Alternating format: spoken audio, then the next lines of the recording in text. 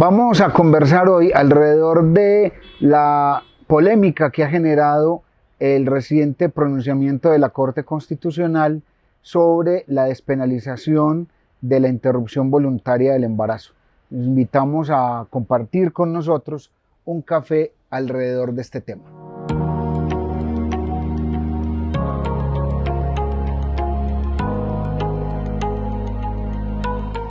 Tal como lo anunciaba, este fallo de la Corte Constitucional, o por lo menos este adelanto del fallo que conocemos sobre la despenalización casi que total de la interrupción voluntaria del embarazo, como venía siendo regulada en Colombia, ha generado muchos, digamos, encontrones de todo tipo, que tienen que ver con posturas religiosas, éticas, políticas, económicas, culturales y por supuesto jurídicas. Tú, Diana, en esa posibilidad que has tenido de por lo menos adentrarte un poco en el comunicado,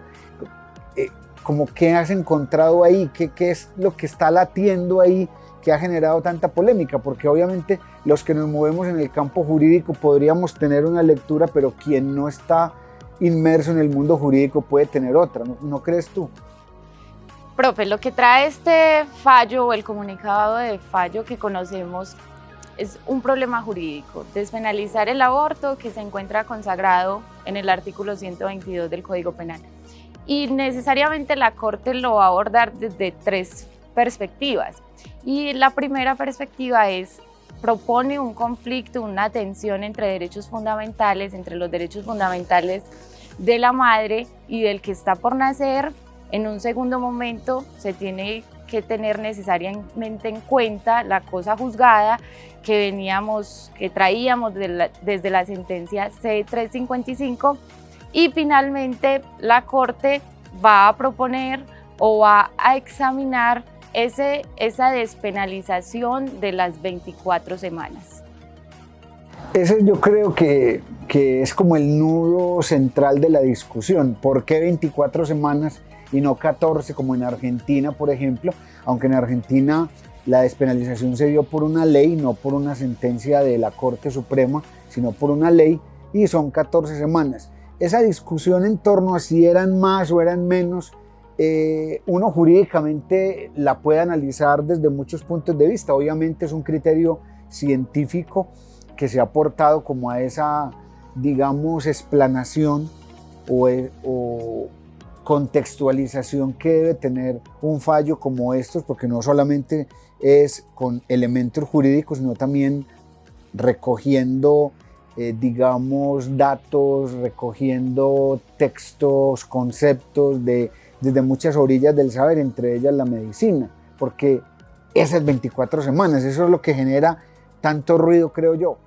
Profe, ¿la Corte qué hace? Lo que hace es hacer un análisis a partir de lo que se denomina modelos alternativos. Y esos modelos alternativos nos van a dar dos conceptos. El primer concepto va a ser el de existencia y el segundo de autonomía. El concepto de existencia hace referencia a la protección del que está por nacer desde el momento mismo de la fecundación. Y el concepto de autonomía va a hacer referencia a esa situación o a la mayor probabilidad que tiene el bebé o el feto de nacer de tener una vida autónoma después de las 24 semanas. Por eso la Corte acoge ese tema o esas 24 semanas a partir del modelo de autonomía. Ese modelo de autonomía que nos dice cuándo tiene mayor probabilidad de vivir y cuándo no. A partir de las 24 semanas se considera que el bebé o el feto tiene una mayor probabilidad de vivir. Incluso yo recuerdo que en el año 2006, cuando la Corte profiere esa famosa sentencia C-355, se generaron muchas reacciones, bastantes reacciones en contra de los magistrados que, de alguna manera, tomaron la decisión mayoritaria de aprobar esa ponencia, porque al fin y al cabo fue una propuesta de ponencia que logró los votos necesarios para que pudiese ser acogida por la sala plena. Ahora uno ve también una reacción muy grande, aunque los escenarios parecieran ser sobre lo mismo, pero uno ve cosas distintas, como qué tan distinto podría ser ese escenario de ayer al de hoy. No estamos hablando de que estamos en un año electoral, no, quitando como ese otro trasfondo que hay ahí, hablando estrictamente desde el fallo, uno ve que en el año 2006 habían unas expectativas y en el año 2022 se dieron otras, o es más o menos lo mismo. A eso hace referencia la Corte, profe, y dice que después del 2006 ha habido una modificación material en torno a los hechos que rodean a la Constitución, entonces que después del 2006 pues vamos a tener un contexto distinto. Lo mismo pasa con el artículo 122 del Código Penal. La Corte dice, han surgido nuevas legislaciones que permiten que ese artículo 122 necesariamente tenga que ser reformado. Entonces, para hablar de cosa juzgada, la Corte Constitucional dice, no, si es necesario en estos momentos hacer un pronunciamiento de fondo con respecto a todos estos nuevos hechos y las nuevas legislaciones que se han proferido después del fallo del 2006, incluso del desarrollo jurisprudencial que dio ese fallo del 2006, para que hoy nos pronunciemos de fondo sobre ese tema y las circunstancias sean totalmente diferentes. O sea que en ese aspecto que planteas, sí quiere decir que han habido unos cambios, han existido unos cambios en torno a la Constitución y en torno al desarrollo legal del artículo mismo, que es lo que dice la Corte. Frente a estos cambios es sobre lo que nos tenemos que pronunciar, y hace o se fundamentan los salvamentos de voto en que no ha existido ningún cambio. Para quienes salvaron su voto no ha existido ningún cambio y por lo tanto tendría que necesariamente respetarse la cosa juzgada que ya existía. Y ahí, por ejemplo,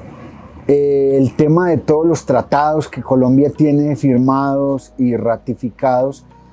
sobre derechos humanos o sobre que tocarían también con esta discusión, eso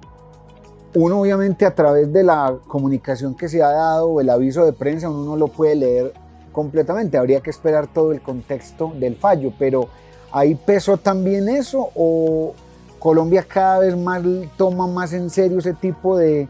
digamos, de normas internacionales y las incorpora en los análisis digamos de constitucionalidad internos, o seguimos muy apegados a la Constitución y no nos referimos tanto a esa dimensión, digamos, del derecho internacional? No, profe, necesariamente por bloque de constitucionalidad sí se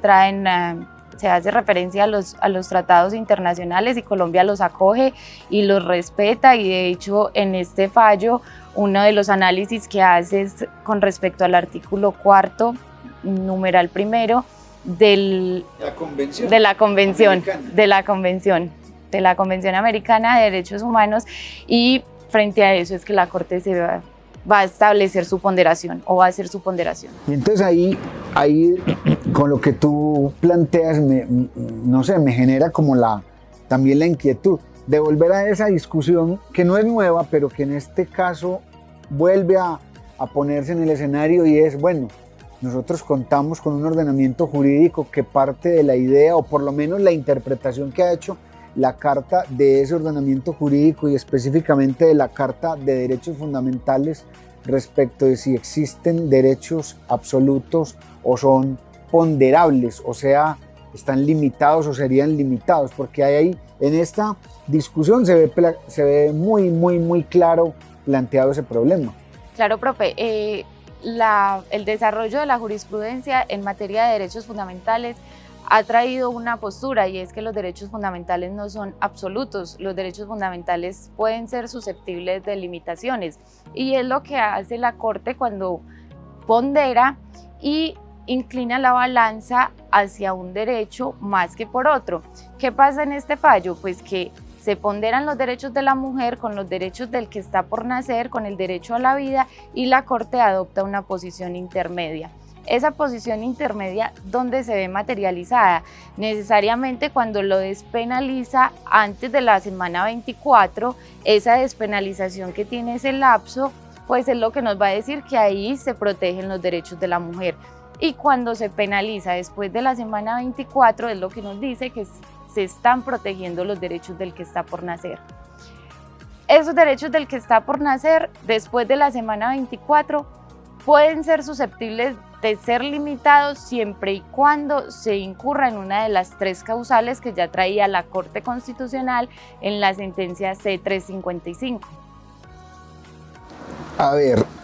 tema polémico, obviamente muy complejo por todas las aristas que tiene, pero se nos agotaría el tiempo, o si no se nos agota, por lo menos se nos extendería el tiempo infinitamente para seguirlo haciendo. En otras oportunidades muy seguramente lo haremos, y yo creo que lo que genera este tipo de espacios donde podamos interactuar alrededor de un delicioso café, te invito a que sorbas un poco, es a que la academia también se pronuncie sobre este tipo de fallos complicados, porque detrás de cada situación de estas que se puedan ventilar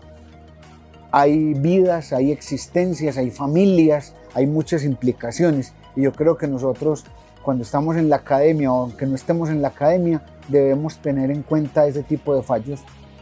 para que podamos ver las implicaciones en la vida de cada uno, de esas personas de a pie que tienen tragedias, que tienen una historia que muchos desconocemos y que no podemos descalificar ni despachar así de primer plumazo, puedan tener también como esa posibilidad de ventilarlos a otros espacios. Una última cosa, profe, que es muy importante resaltarla, y es las consecuencias penales que va a traer para los procesos que están en curso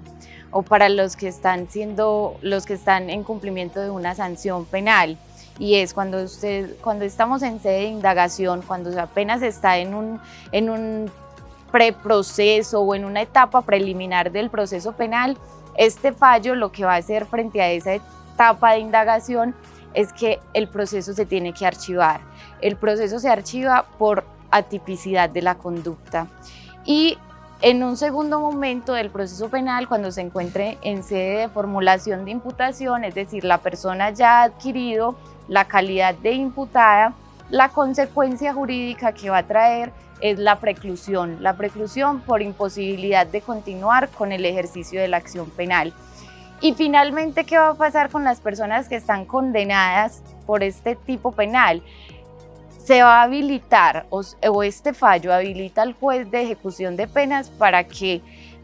haga uso del artículo 38 del Código de Procedimiento Penal en el numeral 9, y la sentencia tiene que ser declarada ineficaz. Esa ineficacia de esa sentencia, que va a ser finalmente lo que se haga, tiene que ser porque el delito como tal queda sin piso jurídico, no tiene un fundamento normativo. Esas son las consecuencias penales que trae este fallo propio. Finalmente, lo que se puede concluir de este fallo que trae la Corte Constitucional es la relevancia de la despenalización de esas 24 semanas y las consecuencias procesales que va a traer esta exequibilidad condicionada a los procesos que se encuentran en curso. Acompáñenos en nuestro próximo café.